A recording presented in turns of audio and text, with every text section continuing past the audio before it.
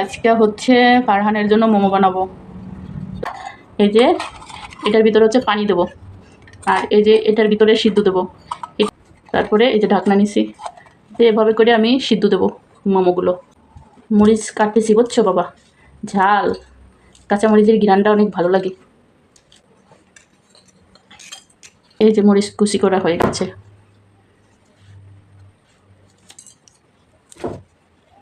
এই যে হচ্ছে পেঁয়াজটা আমি ছুলে ধুয়ে নিয়েছি, তো এখন কাটবো। এই দেখো কত ধার ছুরিতে গোচাং করে কেটে গেছে।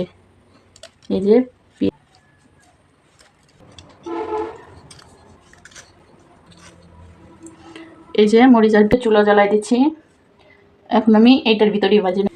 এই যে যতটুকু ভাজার দরকার এতটুকু ভাজে নেওয়া হয়ে গেছে। এখন এর ভিতরে ডিম দিয়ে দেবো। ছিটে গেছে ডিম।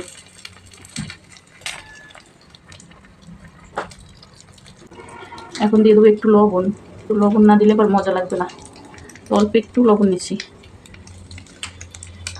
এখন মনে হচ্ছে পুড়ে যাবে। এই যে মোমোর জন্য ডিম ভাজা শেষ।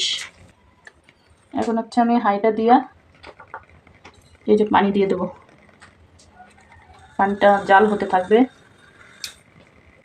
তো পানিটা গরম হতে থাকুক। এবার হচ্ছে আমি নিয়ে নেব ময়দা। ময়দা কিংবা আটা যেটাই হোক, এই যে নিয়ে নিলাম।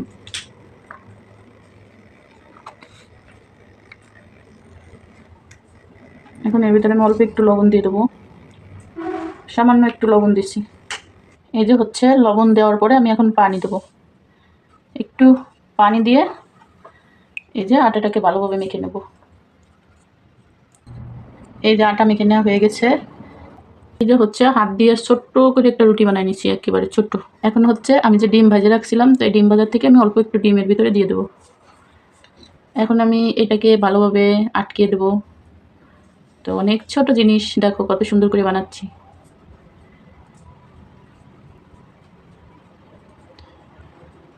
এই যে এটাতে আমি চেপে চেপে মিশিয়ে দিছি। এই যে চেপে চেপে মিশিয়ে দিছি। এখন হচ্ছে আমি এইরকম একটা ভাঁজ দিয়ে নেব। এই যে হচ্ছে মোমোগুলো কত সুন্দর করে সব বানানো হয়েছে, তো আমি এখন সিদ্ধ দিয়ে দেবো। আমি এদের 4টা আগে সিদ্ধ দেবো।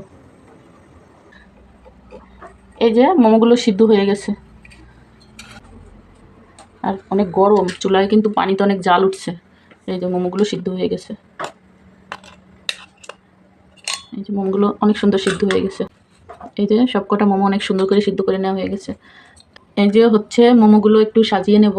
তো এত সুন্দর জিনিস আর যদি একটু সুন্দর করে খাওয়া না যায়